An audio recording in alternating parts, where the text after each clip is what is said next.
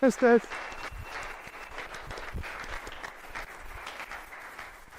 Okay. Sitting for a long time. For those of you that know me, you know that I've been in the industry for a long time. I've been doing this for about 13 years. I've seen it all. I started as a showing agent. I became a principal broker. I started my own agency. I did the discount thing. I owned the brokerage. I sold it, and I joined the Perry Group. Today, my official title here is Director of Agent Development.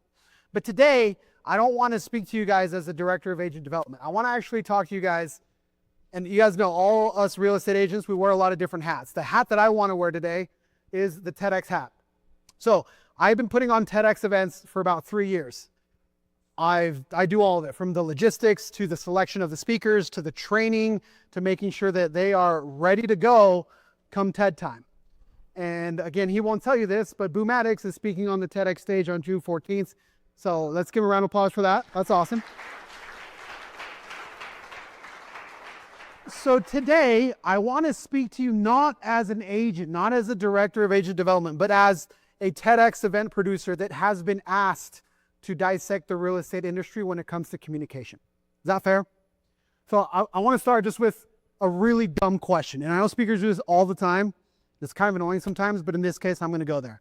Really dumb question. If there was a single skill that could 10x your business, would you commit to learning it? Everybody collective? Yes. Okay, thank you. I'm going to give you that skill today, the actual skill. What if I told you that your whole career, your entire career, ever since you got licensed, you've only been given incomplete bits of this skill? You've been told to do one thing over here, one thing over there, but never the collective. And that's one of the reasons why we don't feel like we have the level of business that we feel that we should have. And that's been done on purpose. Sadly, it's been done on purpose. Coming from broker land, a lot of the conversations are, how do I keep agents dependent on my system? How do I keep them on my leads? Because as soon as they learn to produce themselves, they're dangerous. They're going to leave me and I have to retrain somebody, and that's going to take time and resources. So for some reason, we have not been trained to do this job properly from a communications perspective. I want to try to change that a little bit today. These are all about perceived skills. This is what everybody tells us that we need to do. We need to market. We need to try webinars, have a cool website, try some billboards, learn ads, door knocking, networking, lead gen, social, paid conversion, make cold calls, referrals. We hear all of these different things, but all of that, my friends, all of that is encompassed in just one word, and that's communication. And so it doesn't matter if you're going to be on stage or if you're going to be at a kitchen table. The concepts are the exact same. And the issue with this business, or with any business, is that if you are very skilled, if you're very skilled at what you do, technically you're very good. Let's say you're an 8, 9, or 10, but your communication skills are a 3, 4, or a 5, how do you think you're perceived? As a 3, 4, or a 5. So raise your hand if you believe that you're really good at this. Like, you really think you're a good agent. Raise them proud, raise them proud. Okay.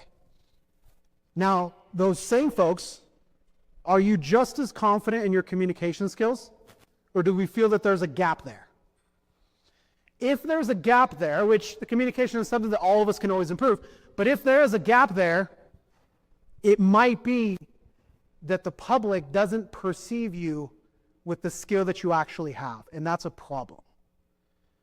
That lack of accurate perception will take money from your bank account. It will take leads from your business. Why? Because you cannot communicate the way you need to communicate. And that's what this game specifically is all about. I make a lot of sports analogies.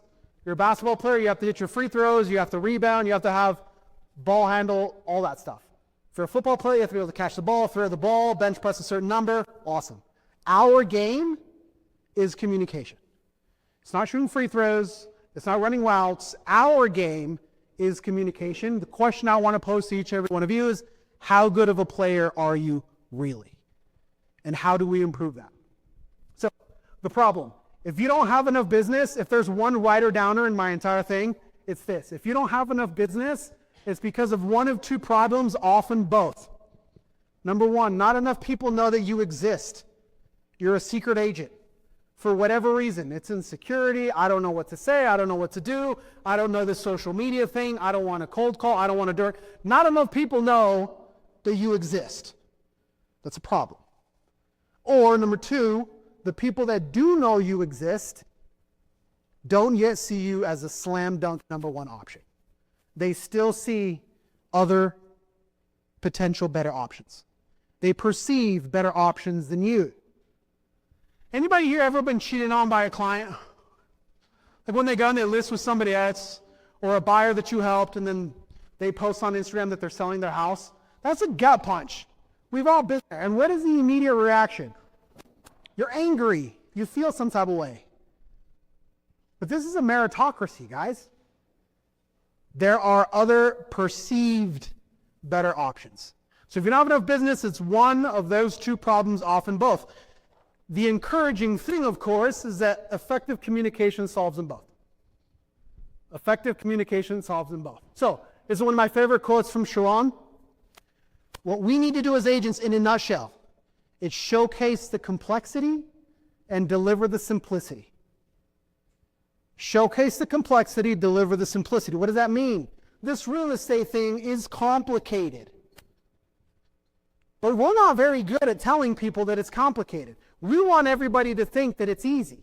We want everybody to think that we're a super agent that never has any issues and everything is buttery smooth. So all we do is put up a just listed, crickets, and then we put a selfie at closing. So one of the reasons why I honestly believe this whole NAR thing happened is because we, as a collective industry, have this backwards. What we do is we showcase the simplicity. We try to make it seem like it's really easy. And then on the back end, we deliver the complexity. We make it difficult because we're not skilled.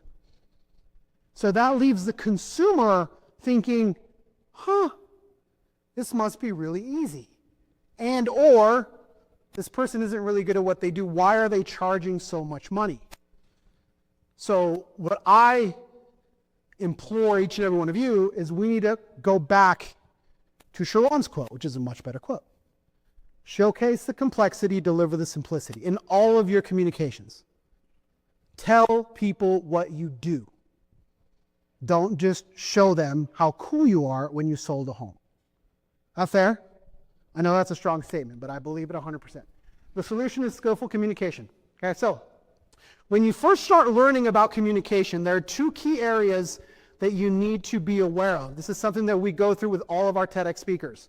The first one is something that's called the visual image. The visual image is all about your body language and the way you dress. Now, whether we like it or not, people are going to make perceptions about us, judgments about us, whether we like it or we don't. We have all read either read a book, heard a TED Talk about the importance of first impressions. That is all about the visual image. So the writer downer with the visual image is don't take points off the board. It's all about perception when we talk about first impressions. If you are charismatic and you have a smile on your face and you have good posture and you dress like a professional, the perception is this person is friendly, this person is confident, this is somebody that I might consider handing over my largest transaction to. So the visual image has to be there. I tell speakers this all the time. The second somebody walks on stage, before they say a word, everybody in the room already judged them. It happened to each and every speaker that came up here. As they walk, you guys are judging. It's the way it goes. And you can't help it. You can't stop it. There's no way around it. It's always going to happen. So the question for you is, what perception do you want to create before you even speak?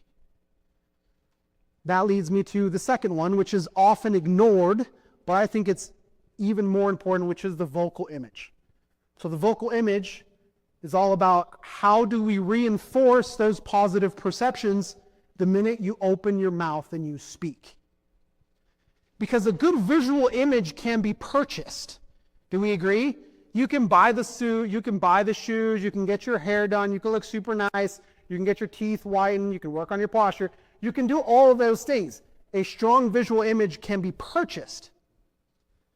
But the second you open your mouth to say something, are you reinforcing the positive impression that you made? And for a lot of us, the answer is no. And the answer is no simply because we're in one of two camps. We either don't know what to say in any given situation, whether it's an objection, whether it's a difficult question. Maggie talked about this in her talk, a difficult question that she received. Do you know what to say? And do you know how to say it? Or there are people that I do know what to say. I understand the concepts. I know that I'm trying to go. But every time I try to say it, it just doesn't come out the right way. You guys ever felt that? It's like, I know what it is, Paul. But when I say it, it sounds weird. And speakers, this happens to speakers all the time because part of the rehearsals is I need them to record their speech. And it often happens that the speaker sends me the recording and says, oh, I crushed it. And then we watch it back, and what happens? They hate it. Who here doesn't like listening to themselves? Anybody here? You don't like listening? It's a little bit cringy? Okay. Here's the thing, though. The public hears what you hear. The public hears what you hear.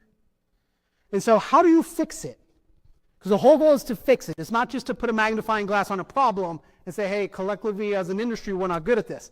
How do you fix it? You fix it like you fix anything else in the world, through practice. You have to practice. There is an unsustainable hubris in this industry to believe that you do not have to practice, that you can just wing it, that you can show up to a buyer consultation not prepared, that you can show up to a listing presentation without having at least practiced that to some degree. So part of what we do in this office, and those of you that are not part of our team, I would encourage you to take it wherever you go, is every single week we have 60 to 90 minutes of intense role play, intense scripting practice. Because we have to achieve mastery of the concepts. I need you to know what a time clause is when you have a contract that simultaneously has a subject to sale with a time clause. You need to know what that implies. So number one, I need you to master the concepts. But number two, I need to make sure that you can explain it. Because if you can't, then you cannot serve your client at a high level. Can we agree? We are not paid to market homes. The reason why a lot of individuals feel like we're overpaid is because they say, well, I can take pictures of the house. I can put it on social media myself. I don't need you. What they do need us for is for that nuance, the interpretation of a contract, understanding what these clauses mean, and then being able to take that high-level information, make it digestible, and deliver it to somebody else. That is why you charge so much money. It's not because you take really pretty photos. The issue is that collectively in our industry, there are a lot of agents that we don't possess that skill set yet. So it needs to be practice. Practice, practice, practice. One of my favorite basketball players of all time, Allen Iverson, became famous for saying practice. We're talking about practice. At the time, he was MVP, the best basketball player in the world, and he's at this press conference and he gets pressed about practice. How much time are we dedicating to practice? Because here's what happens. The second you get busy, the second you have one transaction, two, one showing over here, one showing over there, the first thing that leaves is practice. So do not fall victim to the hubris of believing that you are above everybody else, that you're too cool for school, and that you do not have to practice. Think about your visual image. Think about, what do I need to brush up? I'm not going to tell you how to dress, but dress has a lot to do with it. Wear something that makes you feel confident and that makes you feel good. Who here has an outfit that you're like, when I wear this, I rock it? Raise your hands. Okay, awesome. Dress like that. Just wear that clothes, the clothing that makes you feel confident. and practice. And when you do these role plays, record them, just like speakers do. Record your speech, hear it back, talk to the windshield, practice, practice, practice. This is a recipe, 60 to 90 minutes of situational role play per week. This is what my speakers are going to do. Record and review every single role play. You got to hear yourself speak. And it's going to be cringy, it's going to be difficult, but that's what your clients are hearing. I'm sorry, it just is what it is. Talk to the windshield. I can't tell you how many listing presentations I've given to the windshield. All the time. And we have an objection GPT that we built. If you're interested in that, shoot me a DM where it basically gives you objections.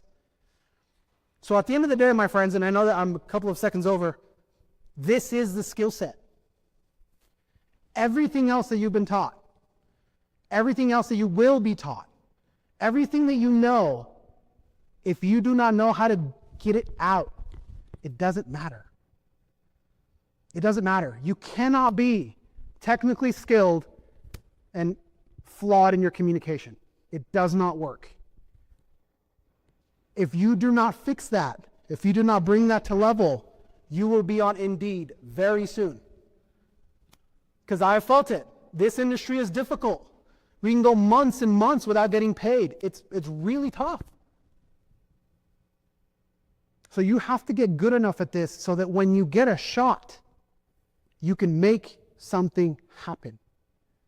When you get that one listing presentation, because you don't have an unlimited amount of opportunities, you nail it.